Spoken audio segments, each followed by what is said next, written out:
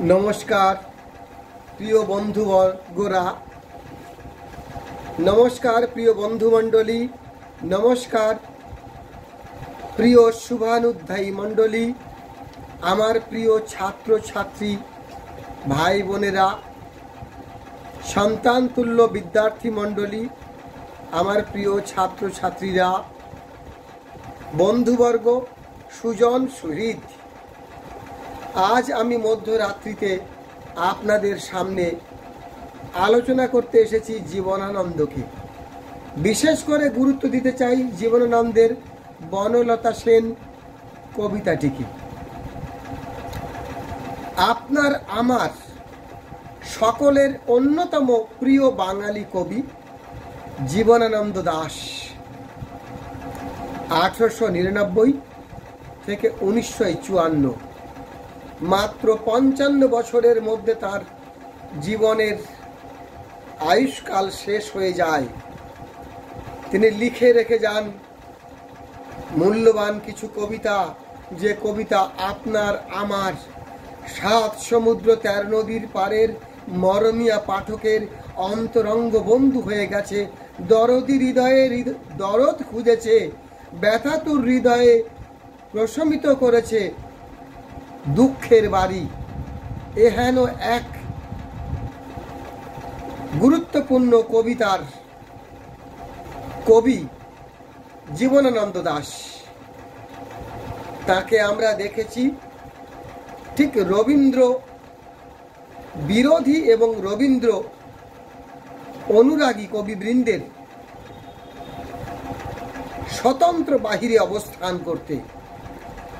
বলা যেতে পারে রবীন্দ্র অনুসারী কবি সমাজ এবং রবীন্দ্র বিরোধী কবি সমাজ বলে যে দুই সমাজ চিহ্নিত হয়েছিল, তাদের বাইরে দুইজন বাঙালি কবি স্বতন্ত্র পদচারণা করেছিলেন। সেই দুই স্বতন্ত্র পদচারণাকারী কবিদের মধ্যে অন্যতম কবিবর জীবনানন্দ দাশ। 1927 সালে ঝরা পালক বাংলা সাহিত্যের কবিতার আকাশে একটি দিগন্ত উন্মোচিত করে দিল।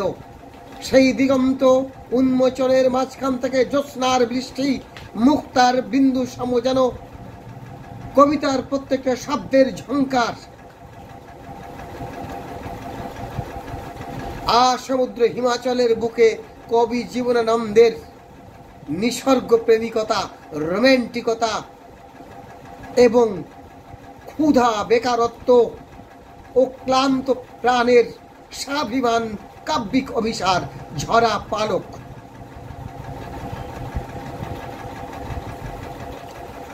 1936-এ তার হাত থেকে আমরা পেয়েছিলাম ধূসর পাণ্ডুলিপি। ধূসর পাণ্ডুলিপি নিয়ে বিস্তারিত আলোচনার ক্ষেত্র আজকের এই ভিডিওতে আমার নেই, তাই আমি সযত্নে অতি সুন্দর ধূসর পাণ্ডুলিপি কবিতাটিকে আমি এড়িয়ে যাচ্ছি। 1942 সালে লেখেন বনলতা সেন, আপনার আমার এপার বাংলা ওপার বাংলার, ত্রিপুরা, ঝাড়খণ্ড, বিশ্ব বাংলার অন্যতম শ্রেষ্ঠ কাব্যগ্রন্থ বনলতা সেন। এক নারীকে কল্পনা করা, এক সুন্দর প্রিয় প্রেয়সীর কল্পনা, রূপের পাথারে নিমজ্জমান পুরুষের প্রণয় অভিসার। কবিতার ঝংকার, অপূর্ব সুরবর্চনা, রোম্যান্টিকতার পাদচারণা ইতিহাসের অতীতচারিতার মধ্য দিয়ে। আদ্রে আরাগাও ব্রাত কেসিয়ে সেইজিয়ার প্রমুখ ফরাসি কবিদের মতো জীবনানন্দের অভিসার, রূপরস, শব্দগন্ধ, শব্দ স্পর্শের অতল গহন অতলান্ত অর্ণবে মানবের মনের সূক্ষ্ম স্নান। কাক ভিজা ভোরে রোম্যান্টিক নায়কের নিসর্গ প্রেম, যে প্রেমের মাঝখান থেকে আমরা খুঁজে পাই যুগ নায়ক কবি জীবনানন্দকে। হাজার বছর ধরে আমি পথ হাঁটিতেছি পৃথিবীর পথে, সিংহল সমুদ্র থেকে মালয় সাগরে অনেক ঘুরেছি আমি বিম্বিসার অশোকের ধূসর জগতে, সেখানে ছিলাম আমি আরো দূরে অন্ধকারে বিদর্ভ নগরে। আমি ক্লান্ত প্রাণ এক, চারিদিকে জীবনের সমুদ্র সফেন, আমারে দুদণ্ড শান্তি দিয়েছিল নাটোরের বনলতা সেন। চুল তার কবেকার অন্ধকার বিদিশার নিশা, মুখ তার শ্রাবস্তির কারুকার্য, অতি দূর সমুদ্রের পর হাল ভেঙে যে নাবিকে হারাইছে দিশা। সবুজ ঘাসের দেশ যখন সে চোখে দেখে দারুচিনি দ্বীপের ভিতর। এই লাইনটা যে নতুন একটা ইঙ্গিত দিয়ে দিল পরবর্তী স্তবকে আলোচনার আগে।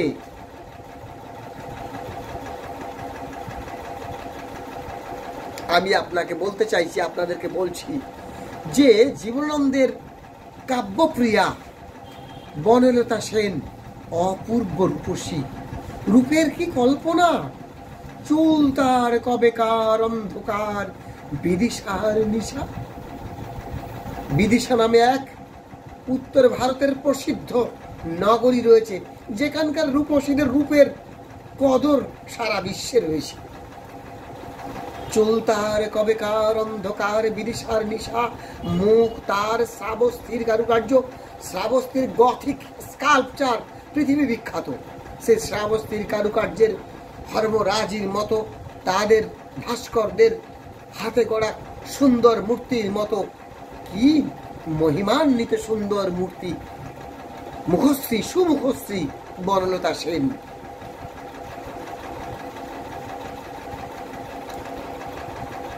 তারপরে নিজের পরিচয় কবি দিচ্ছেন, আমি ক্লান্ত প্রাণ এক, জীবনের সমুদ্র, চারিদিকে জীবনের সমুদ্র সফেন, আমারে দুদণ্ড শান্তি দিয়েছিল নাটোরের বনলতা সেন। আহা, আমি ক্লান্ত প্রাণ এক। হ্যাঁ, তরুণ প্রজন্মের সামনে নেই চাকুরি, নেই ব্যবসা, নেই অর্থ রোজগারের যোগান। বিষাদময় যুবকের ভেতর থেকে তো প্রেম নিঃশেষ হতে পারে না, কারণ প্রেম সকলের মধ্যেই থাকে। মনুষ্য মাত্রে, জীব মাত্রে প্রেমের শরিক। তো মনুষ্য হৃদয় যুবক, তরুণ যুবকের মধ্যে জমে থাকা প্রেম, ভালোবাসার উচ্ছ্বাস বনলতা সেনদের মতো নারীদের কাছে দুদণ্ডের শান্তি প্রত্যাশা করে।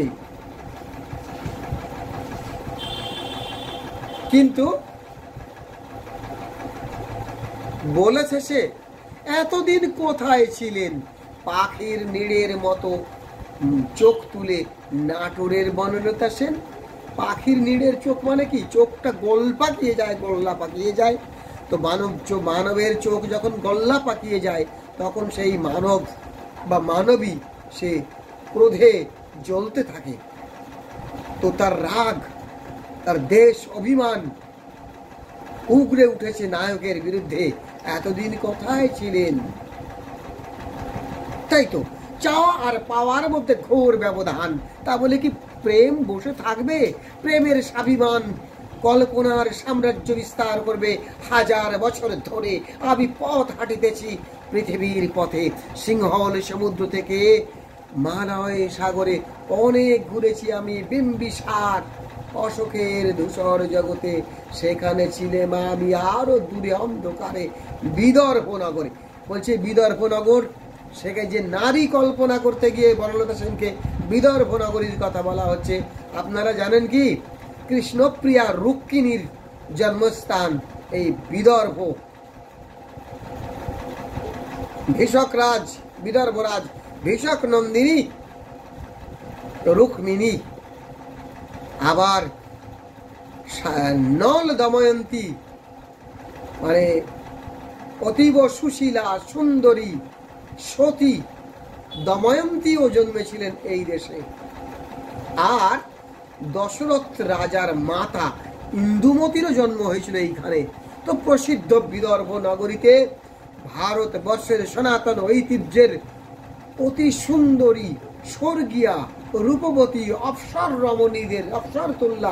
অপ্সরিদুল্লাহ রমণীদের পিতৃভূমি, মাতৃভূমি। তো সেই বিদর্ভের রূপবতীদের মতো বিদর্ভ নগরের অন্ধকারচ্যুত হয়ে বনলতা সেনের কাছে যে প্রেমের ভিক্ষা চাইছেন, দুদণ্ড শান্তি দিয়েছিলেন দয়াময়ী, কৃপাময়ী, পরম করুণাময়ী রূপে। 2 দণ্ড, 1 দণ্ড সমান 3 ঘন্টা, তো 1 দণ্ড near about 1 hour and more। যাই হোক, 1 দণ্ড 2 দণ্ড, এই সামান্য প্রহরের 3 ঘন্টা 3 দণ্ডে, সামান্য প্রহরে সামান্য সময়ের ভেতরে শান্তি দিয়েছিল। কিন্তু সেই ভালোবাসার স্বাদ যুগ থেকে যুগোত্তীর্ণ হয়েছে, রিয়ালিজম থেকে সুররিয়ালিজমে চলে গেছে, রিয়ালিজম থেকে ইউটোপিয়াতে চলে গেছে, ইউটোপিয়াতে গিয়ে রোম্যান্টিকতার স্বাদ পেয়েছে। দুর্গে অভিসারী কবি মন, সুদূর পিয়াসী কবি মন, বিলাসিতা ভাবানুত তন্দ্রা জড়িমা, মানব মনের রোম্যান্টিক মনের দুর্গে অভিসার, পরকীয়া প্রেম এবং ব্যঞ্জনার আতিশয্য মিশে নিসর্গকে থারে থারে সাজিয়ে উপস্থাপিত হয়েছে বিশ্বের অন্যতম শ্রেষ্ঠ কবিতা বনলতা সেন। সমস্ত দিনের শেষে শিশিরের শব্দের মতো সন্ধ্যা নেমে আসে, ডানায় রৌদ্রের গন্ধ মুছে ফেলে চিল। তখন গল্পের তরে পাণ্ডুলিপি করে আয়োজন,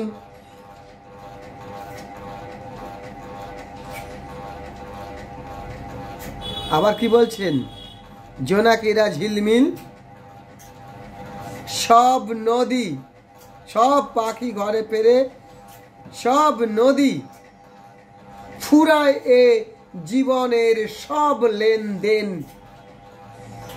থাকে শুধু অন্ধকার মুখোমুখি বসিবার বনলতা সেন। হ্যাঁ, পাখিরা ঘরে ফেরে, প্রাণ পাখিও ফিরে যায়। এই মর্তলোকের মায়া ছেড়ে প্রাণ পাখি চলে যায়, মানুষ আসে, সমুদ্রের ঢেউয়ের মতো আসে, জন্ম নেয়, আবার একাকী সমুদ্রের ঢেউয়ের মতো শ্বাস ব্যাকওয়াসের মতো ফিরে চলে যায়।